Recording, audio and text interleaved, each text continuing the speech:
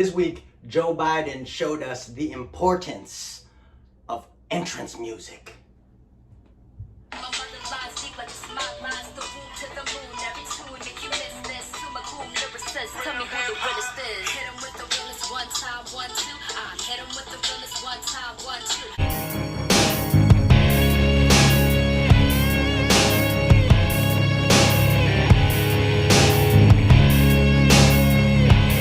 This week, I thought that I would do a comparison of the two different candidates, Joe Biden and Donald Trump, because frankly, I got tired of just looking at Donald Trump. Whilst editing this video, my heart rate on my phone went up. It went up to 120. They were like, your heart rate is up and you are idle. Be warned. I have anger issues.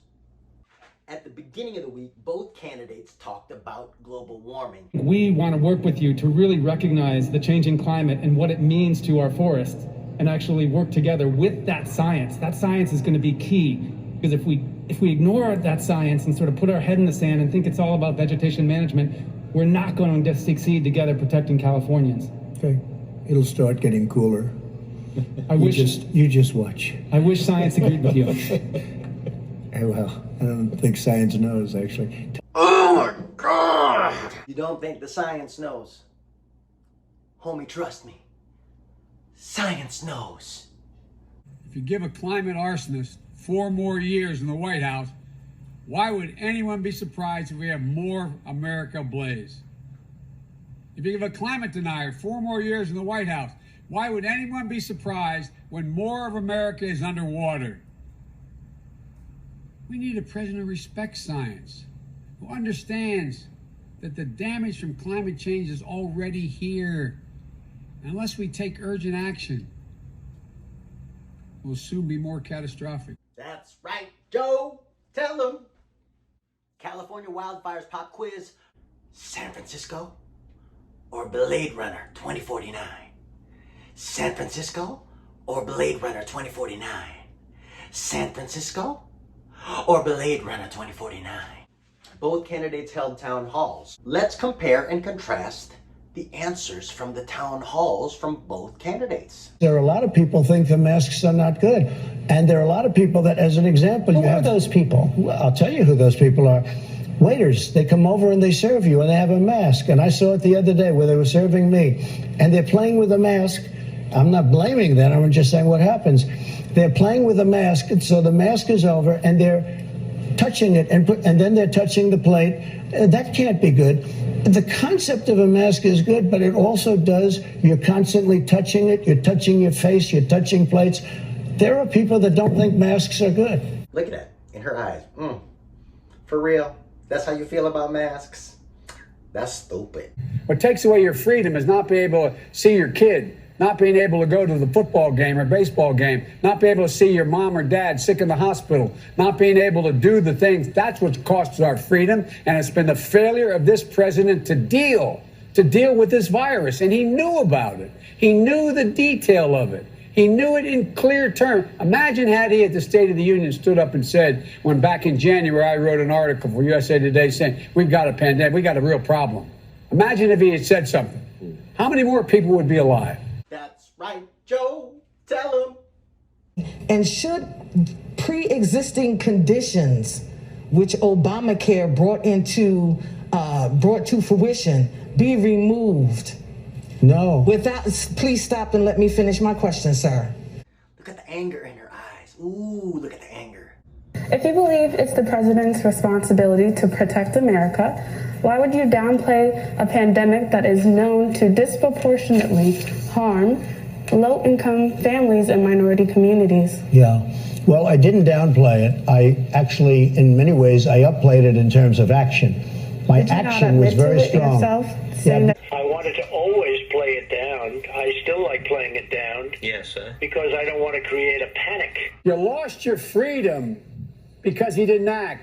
The freedom to go to that ball game, the freedom of your kid to go to school, the freedom to see your mom or dad in the hospital, the freedom just to walk around your neighborhood because of failure to act responsibly. I do prefer angry Joe Biden to chill, calm Joe Biden. Angry Joe Biden is like, what? You've coined the phrase, "Make America Great Again." Right. When has America been great for African Americans in the ghetto of America? Are you aware of how tone deaf that comes off to African American community? Well, I can say this. We have tremendous African-American support. You've probably seen it in the polls. We're doing extremely well with African-American, Hispanic-American at levels that you've rarely seen a Republican have. If you talk about make America great, if you look at just prior to, and I'm talking about for the black community, you look just prior to this horrible situation coming in from China, when the virus came in, that was probably the highest point, home ownership for the black community. Home ownership, lower crime, the best jobs they've ever had, highest income, the best employment numbers they've ever had. If you go back and you want to look over many years, you could just go back 6 or 7 months from now. That was the best single moment in the history of the African-American people in this country, I think, I would say. He does not seem convinced. How much different will the talk be with our sons and daughters about police interaction under your administration? It'll be fundamentally different, but let me make it clear. One of the things people say, I know I understand, is my mother would say, come walk in my shoes for a mile and tell me you understand then.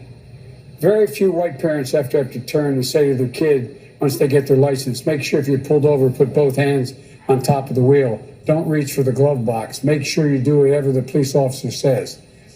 The vast majority of police are decent, honorable people. One of the things I've found is the only people who don't like bad cops more than we don't like them are police officers. And so what we have to do is we have to have a much more transparent means by which we provide for accountability within police departments. As President of the United States, what I will do, I will nationally bring together police chiefs, police officers, the union people, the African-American leadership, the communities, the brown communities, the civil rights leaderships, to sit at the table and agree on basic fundamental things that have to be done. Yes, we can. Yes, we can. What is your plan to build a bridge with voters from the opposing party to lead us forward towards a common future? Well, you got it exactly right. I said when I announced the next president of the United States is going to inherit two things: a divided nation and a world in disarray. And remember how I was so roundly criticized during the primaries? I plan to unite the nation. I'm running as a Democrat, but I'm going to be everyone's president. I'm not going to be a Democratic president. I'm going to be America's president. The blue states had tremendous death rates. If you take the blue states out, we're at a level that I don't think anybody in the world would be at. We're really at a very low level, but some of the states, they were blue states and blue state managed. Now you see them compared, side by side. What else are you gonna do but text VOTE to 30330 and make sure that you make your plan to vote this election season. Yeah, I said it, season. It's not gonna be election night, it's gonna be election season. It's gonna be a week, we're gonna have to wait. Go to iwillvote.com and make your plan to vote for Joe Biden and Kamala Harris. Because the